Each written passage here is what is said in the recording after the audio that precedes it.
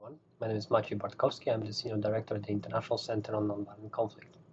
I would like to welcome everyone to the ICNC academic webinar, which I will moderate. Today's webinar will focus on the popular nonviolent civil upheaval in Hong Kong. Today is the 11th day of the protests in Hong Kong, which began on September 28, when the activists launched a civil disobedience movement. Our discussants will explore in greater details, among other things, the reasons for the emergence of the movement strategies and tactics, and the impact of repression that authorities use against activists. The civil disobedience movement has already been dubbed by outsiders the Umbrella Revolution, and we will also speak more on the symbolism and challenges associated with this term. Civil resistance movements, like the one in Hong Kong, are not really rare or extraordinary. They are in fact a reflection of a constant desire of ordinary people to reclaim their rights from a few who try to subdue many. The struggle of the seemingly powerless against the seemingly powerful appears to be stacked against ordinary people, given the resources the authorities have at their disposal. And this is the case with the Chinese authorities vis-à-vis the Hong Kong people, in terms of material resources the authorities have. However, if the material strength was to determine the outcome of nonviolent battles, no single nonviolent movement in history should have succeeded. Similarly, the umbrella movement in Hong Kong is not destined for defeat.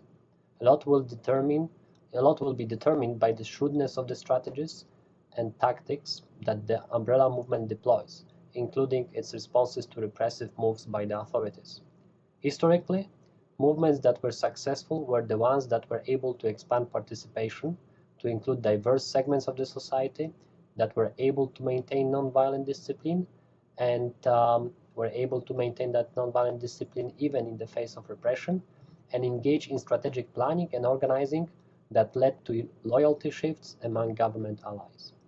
The umbrella movement may not reach its objectives of universal suffrage or dismissal of the chief executive, but still its success can be multifaceted and subtle. For example, the movement has already politicized the whole swath of the Hong Kong people as never before, and shown to the society in Hong Kong and outside that there is an alternative to the communist system.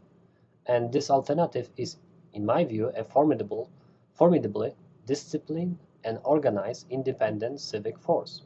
The organizers of the umbrella movement seem to understand very well something which has eluded many movements in the past, which is the fact that such type of resistance is a generation-long struggle. Like movements and campaigns that preceded the umbrella movement, the current campaign is placing yet another piece of the foundation in the building of a self-organized democratic society in Hong Kong, the society that is in fact living in the heart of undemocratic governance of the People's Republic of China. In my view, the umbrella movement is likely to spawn other campaigns and movements in the not-too-distant future, regardless of the eventual outcome of the current struggle. In fact, the movement has already changed Hong Kong people in political dynamics in the autonomous region, and our discussants will surely reflect on this change. So